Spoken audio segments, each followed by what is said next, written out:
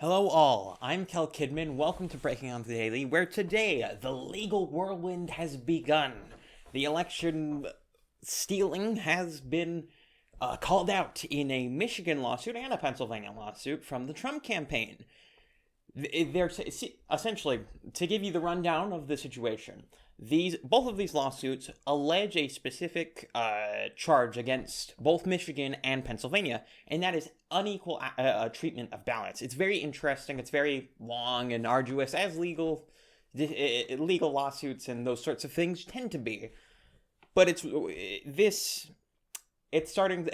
I think with just Michigan and Pennsylvania, he has enough to potentially overturn the election just right there, along with certain recounts in like Georgia and such. But it seems as though the legal whirlwind has just begun, and all of this, all of this has many sworn affidavits to support it. All of these things,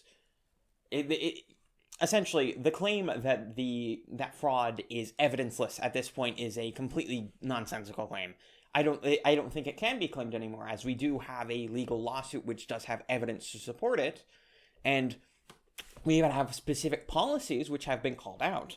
Things like in Pennsylvania, I think this was, where they were, in blue districts, they were they were allowing people to cure their mail-in ballots if they were filled in incorrectly, but in red districts, they weren't.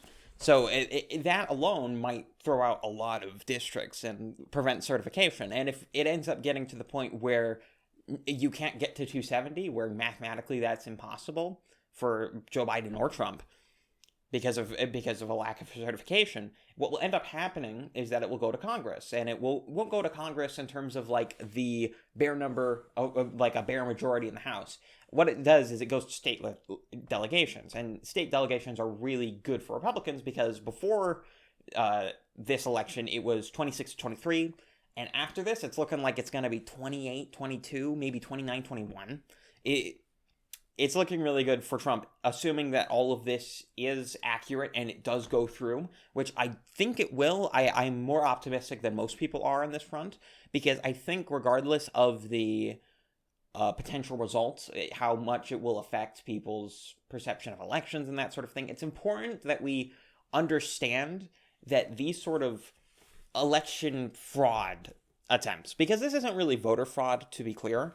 A lot of this is not, oh, someone voted twice, or there's a whole bunch of dead people voting. Though there is evidence to support that maybe there were dead people voting.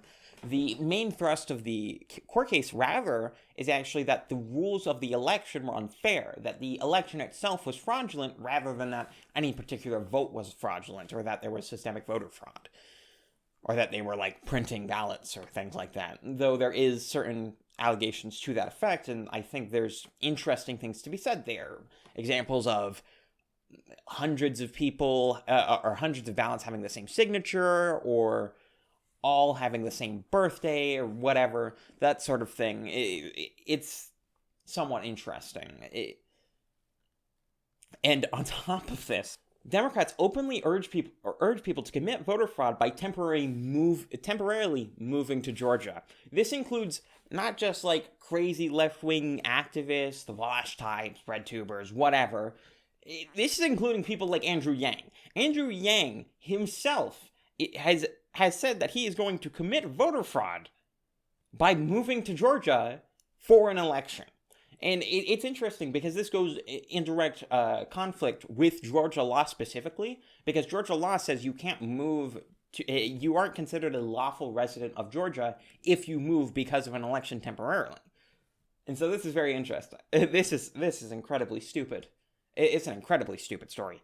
I'm amazed this keeps happening. But there's more stories to go. We have the Democrats have sadly clinched the House, as 3 more seats have been confirmed. They're at 218. But the thing is, they are going to be at the smallest majority that there has been in 20 years. This is... oh, man. This is real good. This is real good.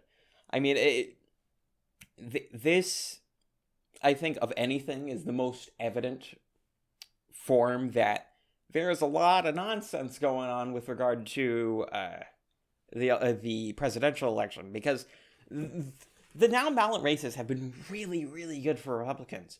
Really good for Republicans. I mean, we've already had a scenario where I think it was Oklahoma. It was either Oklahoma or North Carolina, where a specific race, a House race, was overturned from the Democrat winning to the Republican winning because of a similar glitch to the Dominion glitch. Which, by the way, I've seen arguments on this that, oh, the Dominion glitch isn't a huge problem. Yeah, the counting software just couldn't count. I explain to you the ridiculousness of the idea that the Dominion glitch would just happen on accident? Because here's the thing. We've been doing counting machines for decades. Centuries, if you count mechanical ones.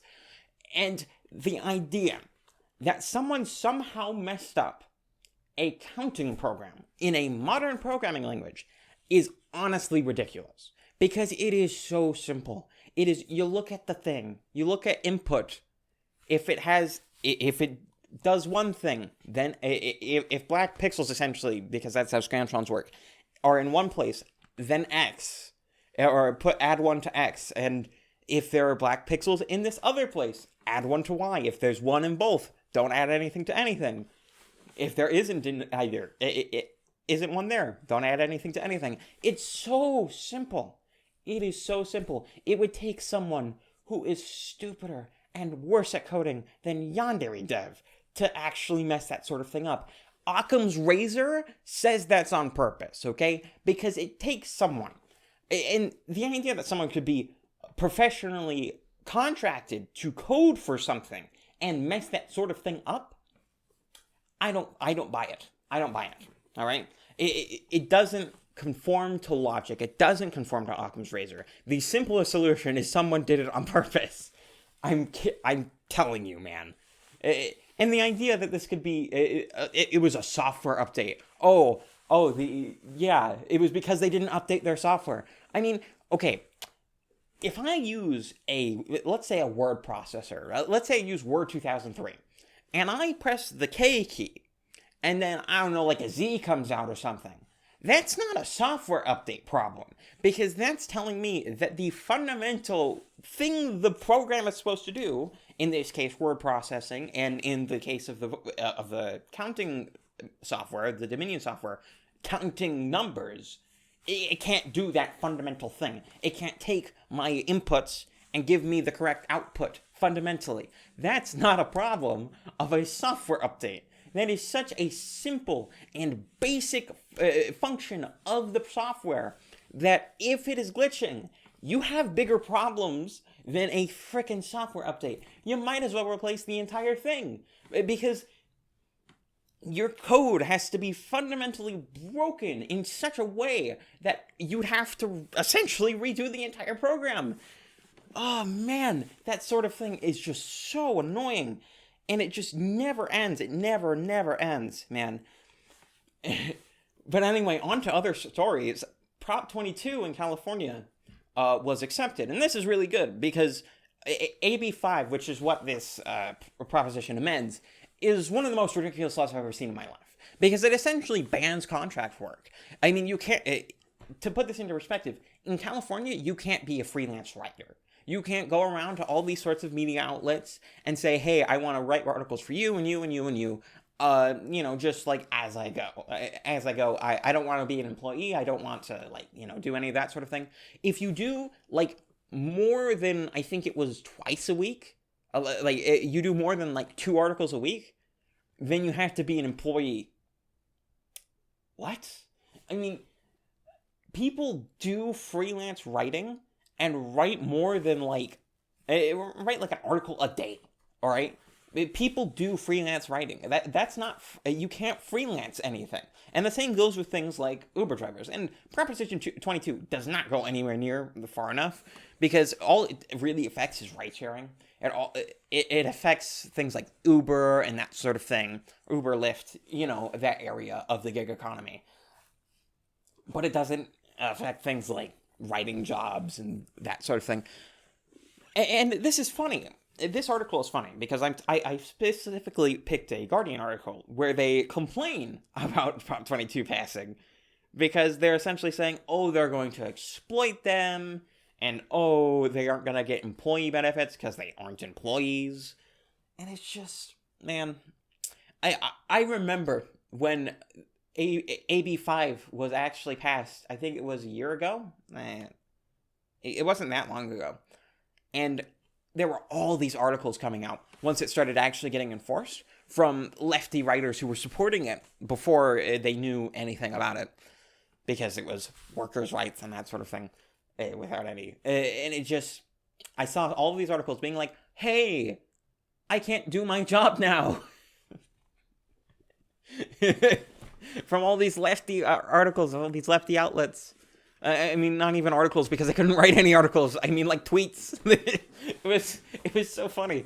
It's funny to see it all come back in their faces. And this really did harm things like Uber and Lyft in the state. I mean, it got so bad even to the point where other similar legislation that was actually being proposed and, attempted to be passed in other states, primarily like New Jersey, where they actually had a thing for this, it all stalled out because they saw what happened in California, and they were like, wow, that's a nightmare. Wow, that sounds like the worst thing possible. And so they decided not to do it, because it turns out that denying people the right, and I mean denying the workers the right to be able to contract their labor with whoever they want without having a long-term contractual relationship with them, is not bad. Because here's the thing. If this sort of thing came into place, if you were going to be more strict about it, I would be a contractor for YouTube. It's completely ridiculous. I don't work for YouTube, okay? And this is sort of the thing, another thing I want to get into, is that I'm not a YouTuber, all right? I will never be a YouTuber.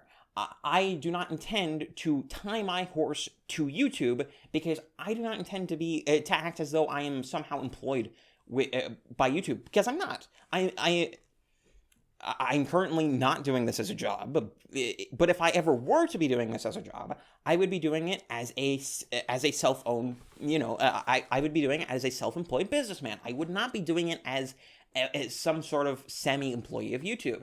And the problem I've seen across how YouTubers perceive themselves, or how, people who call themselves YouTubers perceive themselves, is that they kind of perceive themselves as employees of YouTube, rather than as independent business people who are simply acting in a business relationship with YouTube.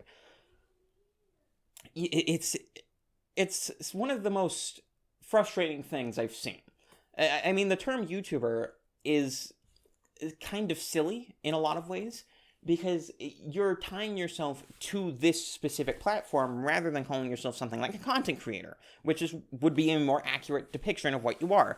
So if you could imagine a future version of this legislation that made it so that people who regularly created content for YouTube would be legally employees of YouTube, and that would be stupid, wouldn't it? I mean, I'm not an employee of YouTube, am I?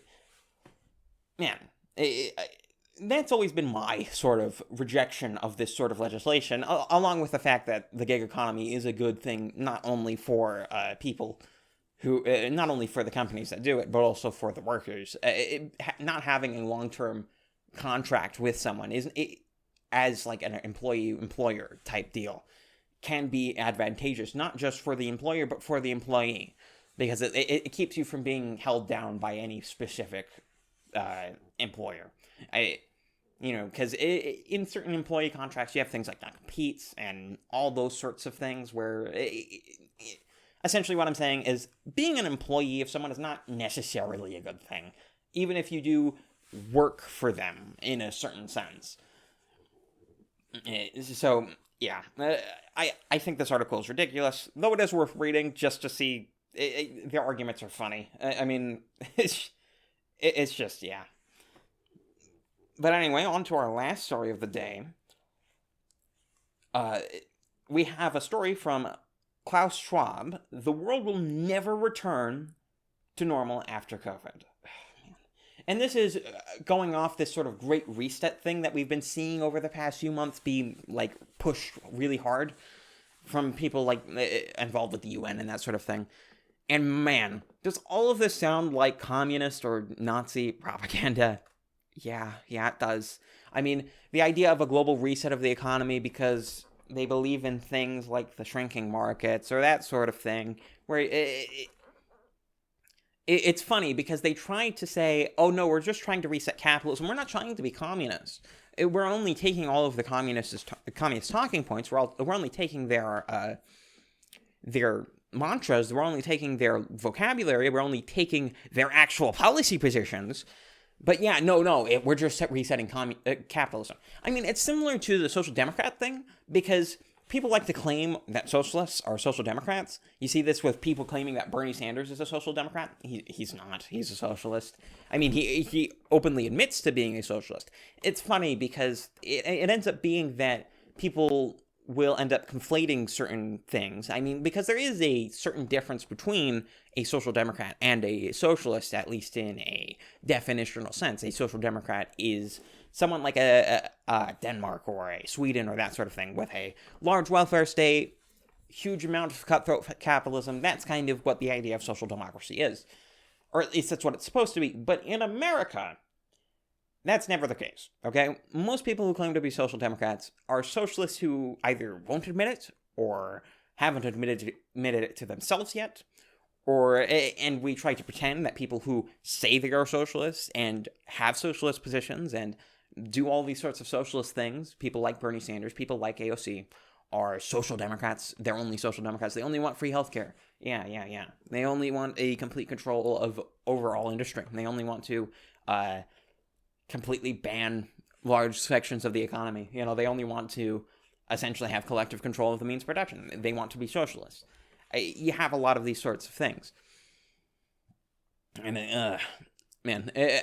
but a lot of the discussion surrounding socialism in America is silly. I mean, you have people like the commie good conservatives who pretend that socialists are all about the social program, or all about the social issues, when you have people like Tucker Carlson and those types of people leaning into more socialistic ideas, things like we need to be protectionist about truckers and that sort of thing.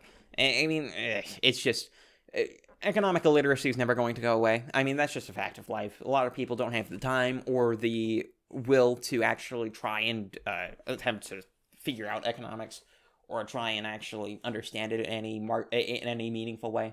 And so that's kind of how we're going to be at. But it's important to not give up on those sorts of things. You need to be able to still say, there's always going to be economic illiteracy in the world. There's always going to be people who don't understand economics, but I'm still going to seek out knowledge for them. We're still going to try and help them understand what economics is. And so you should leave yourself with a level of willingness to understand these sorts of things and be able to teach them. And I think that's where I'm going to leave you today.